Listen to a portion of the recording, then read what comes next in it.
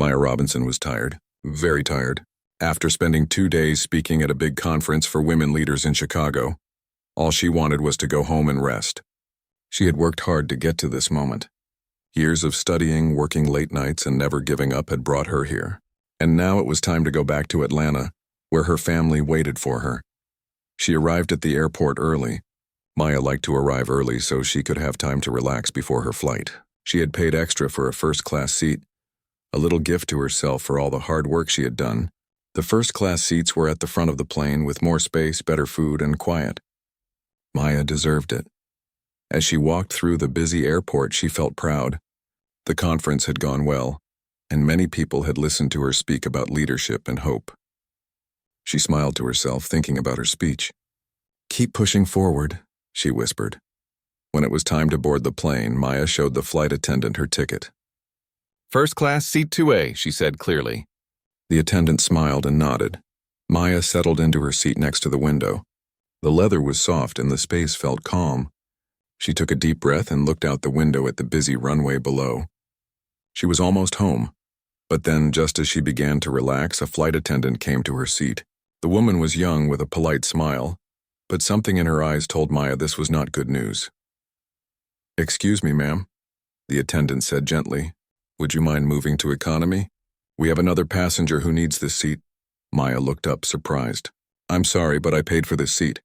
Why would I need to move?" The attendant hesitated. "This passenger has a special status with our airline. He is a frequent flyer and a VIP. We want to make sure he is comfortable." Maya frowned. She could see a tall man standing a few rows back. He was wearing a business suit and looked like he had been waiting. She guessed this was the passenger who wanted her seat. "I understand," Maya said slowly. "But this seat is mine. I booked it and paid for it. I won't move." The flight attendant's smile faded. "Please, ma'am. We want to avoid a problem." Maya shook her head. "I'm not causing a problem. I'm simply asking to keep what I paid for." The man in the suit walked toward her seat. His face was calm but firm. "Come on," he said. "You don't really need this seat. It's better if you move." Maya felt her heart tighten. She had heard things like this before, times when people acted like she didn't belong. But she refused to let him see her upset. "No," she said clearly. "I'll stay here." The flight attendant looked uncomfortable. "Let me get my supervisor," she said, and walked away quickly. Maya sat back, trying to calm her thoughts. She noticed other passengers watching the situation. Some looked away, pretending not to see. Others whispered quietly. She felt a mix of anger and sadness, but mostly, she felt tired of being asked to give up her place. When the supervisor arrived, he smiled but looked nervous. "Ma'am," he said, "we're trying to keep peace on the flight. Can you please move to another seat?" Maya looked at him carefully. "You're asking me to move so someone else can sit here?" "Yes," he said, "but it's a special case." "No," Maya said firmly. "This is my seat. I will not move."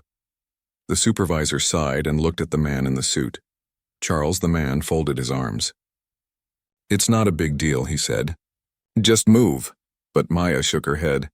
At that moment, she felt a strange calm. She reached into her bag and took out her phone. She knew what she had to do. Maya sat quietly, holding her phone in her hand. The small device felt heavy with power and possibility. She wasn't angry. Not loud or shouting angry, but inside a steady fire burned, a fire of truth and justice. She had paid for her seat. She had every right to sit there. The man in the suit, Charles, as she would soon learn his name, was still standing nearby. His face was calm, but his eyes showed impatience. He didn't want to wait or argue. He wanted Maya to just move like it was no problem at all. But Maya could feel the weight of the moment pressing on her. This was not just about a seat. This was about respect, about dignity. The flight attendant returned with the supervisor, a man named Thomas. He looked around, noticed the passengers watching, and cleared his throat. "Ma'am," he said politely, "this situation is a little difficult.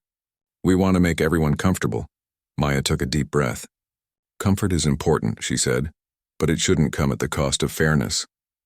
Thomas nodded but didn't answer. Charles stepped closer. "Look," he said quietly, "I have a busy schedule. I need to be comfortable on this flight. You can't just say no." Maya looked him in the eyes, steady and calm. "I didn't ask to be here for your comfort. I'm asking you to respect that I paid for this seat." The cabin was still. The low hum of the plane's engines filled the silence. Passengers stared, some whispering. A woman near the front, a mother with her young daughter, looked worried but didn't speak. A man across the aisle adjusted his glasses and stared at his phone, avoiding eye contact. Maya's hands tightened around her phone. She felt a quiet courage rising in her chest. "I'm going to call someone," she said softly, standing up. "Someone who can help," Charles frowned. "Who, the police?" "No," Maya said. "My attorney, and the CEO of this airline." There was a small gasp from one of the nearby passengers. "Your CEO?" the flight attendant asked, her voice almost a whisper. Maya nodded. "Yes, I met her last month at a conference. She invited me to speak. She cares about people like me." Thomas frowned and stepped toward Maya. "This isn't necessary," he said. "Let's just find another seat for you." "Economy has plenty of seats," Maya shook her head. "I will not sit in economy, not after paying for first class. Not because someone else wants my seat." Charles took a step forward. "You're making this a bigger deal than it is." Maya's eyes met his. "No, you are." The captain's voice came over the intercom, announcing final boarding calls. The plane was about to take off. Maya's heart raced. She pressed the phone to her ear and dialed. The phone rang once, twice, 3 times. Then a calm, professional voice answered. "Hello, this is Michelle Jacobs." Maya took a deep breath. "Hello, Michelle. This is Maya Robinson. I'm on flight 457 sitting in first class. I'm being asked to give up my seat for a passenger with status. I don't believe this is fair or right." Michelle's voice was steady but surprised. "Maya, thank you for calling me directly. I will handle this immediately." Maya felt a wave of relief. She explained the situation quietly but clearly. "Stay calm," Michelle said. "I'm notifying the ground team. They will contact the flight captain." Maya ended the call and looked around. The cabin was tense. Passengers whispered, watching her. The flight attendants looked nervous. Charles stood with his arms crossed, frowning. Thomas, the supervisor, spoke quietly to the flight attendant. They exchanged worried glances. Maya sat back in her seat, still holding her phone. The captain came down the aisle moments later. "Ms. Robinson," he said politely, "I've been informed of the situation. You will remain in your seat. Mr. Charles will be moved to another flight." Charles's face turned red with frustration. A flight attendant began helping Charles gather his things. He muttered something under his breath, but Maya did not hear it. As the plane took off, Maya looked out the window again. The sun was setting, painting the sky with colors of orange and pink. She thought about the quiet power of standing up for herself, even when it felt scary. The passengers around her whispered softly, some nodding in respect. The mother with the young daughter smiled at Maya. The man with glasses gave a small thumbs up. Maya smiled back. She knew this was just the beginning. The rest of the flight passed quietly. Maya thought about what this moment meant. It was about more than just a seat. It was about being seen, being heard, being respected. She opened her notebook and began writing ideas for her next speech. Ideas about courage and fairness, about how one person's quiet strength could inspire many. When the plane landed in Atlanta, Maya's phone buzzed. A message from Michelle Jacobs. "Great job today. Let's talk tomorrow about how we can make sure this never happens again." Maya smiled and packed her things. She was tired, but her heart was full. As she walked off the plane, people thanked her quietly. Some wanted to talk. Others just smiled. She knew the story would spread, and she was ready. The airplane touched down smoothly at Hartsfield-Jackson Atlanta International Airport. Maya Robinson felt the familiar rush of relief that came every time she landed safely. But this landing was different. It was the end of a long journey. Not just the flight from Chicago, but the beginning of something much bigger. As the passengers began gathering their things and preparing to leave, Maya's phone buzzed again. She glanced down and saw a flood of messages, texts, calls, emails, and notifications from social media. She picked up her bag, slowly making her way down the aisle. A young woman sitting a few rows ahead smiled at Maya and said, "Thank you. You were so calm but so strong. I can't believe how you handled that." Maya nodded politely, though inside she was still trying to process everything. Outside the plane, the airport was busy. People moved quickly to catch their flights or meet arriving passengers. Maya stepped into the terminal and saw a reporter holding a microphone near the gate. "Maya Robinson?" the reporter asked, smiling warmly. "Can you talk to us about what happened on your flight today?" Maya hesitated for a moment. She was tired and wanted nothing more than to go home. But she also knew this moment was important. "Yes," she said, her voice steady. "I'm happy to talk." The reporter's questions were kind but firm. "What made you decide to stand your ground?" Maya thought carefully. "I paid for my seat. I wasn't going to give it up just because someone else wanted it. But more than that, it was about respect. Everyone deserves to be treated fairly." The reporter nodded. "Did you expect to make such a big impact?" "No," Maya said, smiling softly. "I just wanted to be treated like a person. Like I belong." Her words were honest and simple, but they carried power. Back at home, Maya sat on her couch, scrolling through her phone. Videos of her confrontation were everywhere. A passenger on the flight had recorded the moment and posted it online. The video showed Maya's calm, confident face as she refused to move, the tense faces of the airline staff and the frustrated man in the suit. Thousands of people had watched it within hours. Comments poured in from across the country. Finally, someone stands up for themselves. "This is what dignity looks like. Thank you, Maya, for being brave." But there were also others who wrote negative things, questioning her or doubting the story. Maya knew this was part of speaking up. Not everyone would support her, but many would. The next day, the story reached national news. Television stations showed the video repeatedly. Newspapers wrote articles about the incident, focusing on Maya's courage and the airline's response. The CEO of the airline, Michelle Jacobs, appeared on a morning show. She spoke clearly and sincerely. "We do not tolerate discrimination or unfair treatment," Michelle said. "Our company is committed to respect and fairness for all customers." Michelle announced that an internal investigation was underway and promised changes to prevent such incidents in the future. Maya's phone rang again. This time it was Michelle. "I want to thank you personally," Michelle said. "You handled everything with grace. I want to invite you to join a new advisory board we are creating to improve our company culture." Maya was surprised but honored. "I would love to," she said. "Thank you." At work the next day, Maya's colleagues gathered around her desk, congratulating her. "You're famous now," one joked. Another said, "Your story is inspiring. It reminds us all to stand up for what's right." Maya smiled but felt a little overwhelmed. She had never wanted attention. She just wanted justice. Later that week, Maya met with Michelle and several airline leaders at the company's headquarters. The meeting was serious but hopeful. Michelle said, "We want to listen to your experience. Help us create training programs that teach our employees about respect and inclusion." Maya shared her thoughts and ideas, speaking honestly about what she had felt on the plane and what needed to change. The room was quiet but attentive. Outside the meeting room, Maya thought about how one call had changed everything. A simple phone call to the CEO had made a difference.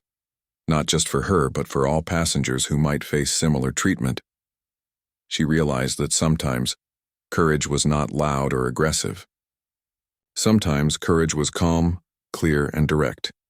The story of the flight became more than just news. It became a symbol. Schools used it to teach children about fairness. Community groups invited Maya to speak. People everywhere talked about how one person's voice could challenge unfairness. Maya felt proud but knew the work was just beginning. She continued writing speeches and helping others find their voices. Because the seat she refused to give up was not just a seat. It was a place of dignity, respect, and hope. The morning light filtered softly through the curtains of Maya Robinson's apartment as her phone buzzed again and again. She sat at the kitchen table, sipping her coffee slowly, eyes glued to the screen. The video from her flight had exploded overnight. What started as a quiet moment on a plane had now become a powerful story shared by millions. News websites featured headlines about Maya's courage. Social media was filled with messages of support and admiration. She stood up for herself with calm and dignity. One comment read, "This is the strength we need to see every day," said another. Maya felt a strange mix of emotions, pride, relief, and a quiet worry. She hadn't expected the story to grow so big, and now it seemed like the whole country was watching. At her office, the phone rang nonstop. Reporters wanted interviews.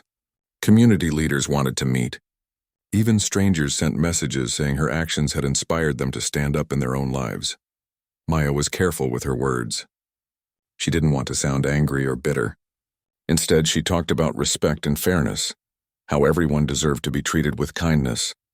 No matter where they sat or who they were, she remembered the moment on the plane, the tense silence, the eyes watching her. She remembered how alone she had felt, even though there were people all around her. It was a feeling she hoped no one else would have to experience. One afternoon, Maya received an unexpected visitor at her office. It was a young woman named Lisa, a student from a nearby college. "Ms. Robinson," Lisa said nervously, "I watched your video and it made me think. I want to be brave like you someday." Maya smiled warmly. "Bravery is inside all of us," she said. "Sometimes it just needs a little push." Lisa nodded. "Thank you for showing us how to stand up with respect." Maya realized her story was not just hers anymore. It belonged to everyone who wanted to be heard. Meanwhile, the airline was feeling the pressure. Michelle Jacobs, the CEO, knew the company had to act quickly. She called an emergency meeting with the top staff. "We cannot let this happen again," Michelle said firmly. "Our employees must understand the importance of fairness and respect. We will improve our training and make changes to our policies." The meeting was serious but hopeful. The team agreed to listen to customers, especially those who felt ignored or hurt. Back at home, Maya prepared for a live television interview. She practiced her answers carefully, wanting to be clear and calm. The interviewer asked, "Maya, what do you want people to remember from your story?" Maya thought for a moment. "That standing up for yourself doesn't have to be loud or angry. It can be calm, firm, and honest, and that everyone deserves respect." The interview was watched by millions. After it aired, Maya's phone buzzed with more messages. People shared stories of their own experiences and thanked her for giving them hope. At the airport, changes were already happening. The airline posted new signs reminding employees and passengers about respect and fairness. Flight attendants received new training focused on kindness and understanding. Maya was invited to visit the airline's training center. She met with employees and shared her story, helping them see the impact of their actions. The atmosphere was hopeful. People listened. People learned. One evening, Maya sat with her family, sharing the events of the past week. Her mother smiled proudly. "You made a difference, Maya, not just for yourself, but for many others." Her father nodded. "You showed courage in a quiet, powerful way." Maya smiled. She knew the journey was just beginning, but she also knew she was not alone. The story had broken open a conversation about fairness, dignity, and respect. It reminded people that sometimes the smallest actions, like refusing to give up a seat, can change hearts and minds. Maya felt grateful. Grateful for the support, for the chance to speak, and for the hope that things could get better. She looked out the window at the city lights, feeling ready for whatever came next, because this was more than a story about a seat on a plane. It was about standing tall and being seen. Days turned into weeks, and Maya Robinson's story continued to ripple across the country. What began as a quiet moment on an airplane had sparked conversations in homes, schools, and workplaces. People everywhere were talking about respect, fairness, and courage. For Maya, life had changed in ways she never expected. She was no longer just a speaker at conferences or a businesswoman working quietly behind the scenes. She had become a symbol of strength, a reminder that standing up for yourself matters. One morning, Maya arrived at a local school where she had been invited to speak. The principal, a warm man named Mr. Harrison, greeted her at the door. "Thank you for coming, Maya," he said. "Our students are eager to hear your story." Inside the auditorium, rows of young faces looked up at her with curiosity and hope. Some held signs they had made saying, "Be brave and stand for respect." Maya took a deep breath and began. "When I was on a plane not long ago, I was asked to give up my seat. I had paid for it, and I knew it was right to keep it. But it was more than just a seat, it was about respect. I stood quietly but firmly because I believed in fairness." She saw nods and smiles in the crowd. Sometimes standing up means speaking clearly. Sometimes it means being patient and strong, but it always means knowing your worth. After her talk, students asked questions. One girl asked, "What if someone tells me I can't do something because of who I am?" Maya smiled. "Then you tell them, I belong here just like anyone else. And if you need help, find someone you trust to listen. The students clapped. Maya felt hopeful. At the same time, the airline was making important changes. Michelle Jacobs, the CEO, held meetings with employees at all levels. "We are creating new rules to protect every passenger's rights," Michelle said. "No one should feel less important because of their race, background, or how much they pay." Employees were trained in empathy and fairness. They learned how to handle difficult situations with respect. Flyers received new guidelines explaining their rights clearly. The airline also apologized publicly for the incident on Maya's flight. They promised to do better. Back at her office, Maya began working on a new project. She teamed up with other community leaders to create workshops about courage and fairness. Their goal was to help people find their voices, to teach them how to stand up for themselves in everyday life. One workshop was for young women, encouraging them to be leaders in their schools and communities. Another was for workers, helping them understand their rights at work. Maya loved this work. It felt like a way to turn her experience into something positive. Not everyone was happy with the changes, though. The man from the plane, Charles, had spoken to the press anonymously. He said he felt unfairly treated and believed the airline had made a mistake, but most people disagreed. They saw Maya's calm strength as a model to follow. Many shared their own stories of standing up quietly and winning respect. One afternoon, Maya received an invitation from a national women's leadership organization. They wanted her to join their board and help create policies that promote equality. She accepted with pride. It was a chance to make a bigger difference. At home, Maya's family gathered to celebrate. Her mother baked her favorite pie, and her father shared stories of his own struggles growing up. "You've opened doors for so many," her mother said softly. Maya smiled, feeling grateful. "It's not just me," she said. "It's all of us working together." The story of the seat on the plane had grown into a movement. It reminded people that fairness was not just a word, it was an action. Maya felt ready for whatever came next. She knew the road ahead might be long, but she was not alone. She looked out the window one evening, thinking about the future, because sometimes a small act of courage can change the world. Months had passed since Maya Robinson stood her ground on that airplane seat. The story had traveled far beyond the walls of the airport and the cabins of planes. It had become a symbol of hope, fairness, and courage for many people across the country. For Maya, the journey had been life-changing. She had learned that one voice, when spoken with quiet strength, could echo through communities and inspire change.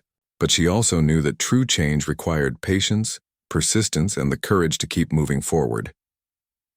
One bright morning, Maya stood outside a large conference hall in downtown Atlanta. Today, she was going to speak at the annual Women's Leadership Summit. The room would be filled with leaders, activists, and people ready to make a difference. Maya was nervous but excited. As she walked inside, she saw familiar faces, people who had followed her story, people who had reached out to her, and people who believed in the power of fairness. The event began with a welcoming speech by Michelle Jacobs, the airline CEO.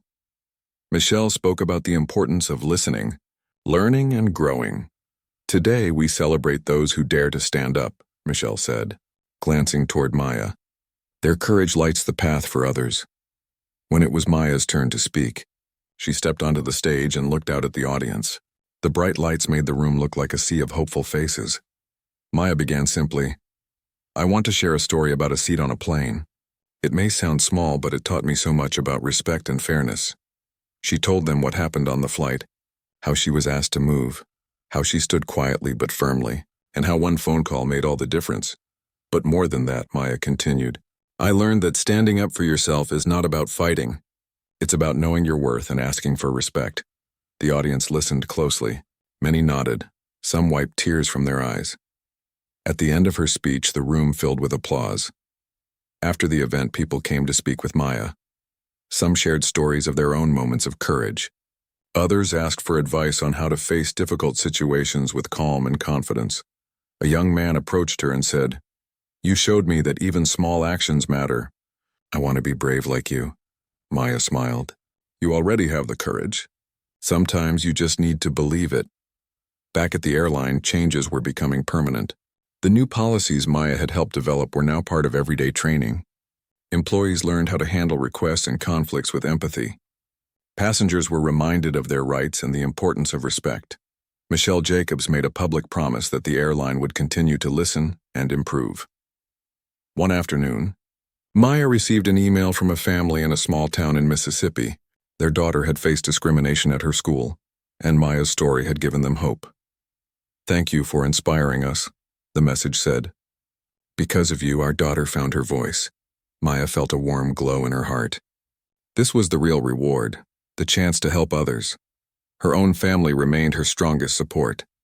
Her mother, father, and younger brother cheered her on, proud of the woman she had become. "Remember," her father said one evening, "courage isn't just about big moments. It's in the everyday choices you make." Maya nodded, knowing he was right. Life was not always easy. Maya still faced challenges. Sometimes old habits and unfair treatment tried to hold her back. But she was stronger now. She knew how to stand tall and keep moving forward. One day, Maya visited a community center where she had started a new program for young leaders. The room buzzed with excitement as teenagers practiced speaking up, sharing their ideas, and supporting each other. Maya watched with pride. These young people were the future, and they were ready. As the sun set over the city skyline, Maya stood on her apartment balcony, thinking about how far she had come. From a simple seat on a plane to a voice heard by thousands, she had learned the power of quiet strength. She took a deep breath and smiled. The journey was just beginning, because standing up is not just about one moment. It's about creating a world where everyone is treated with kindness and respect, every day, everywhere. And Maya Robinson was ready to keep standing, speaking, and inspiring.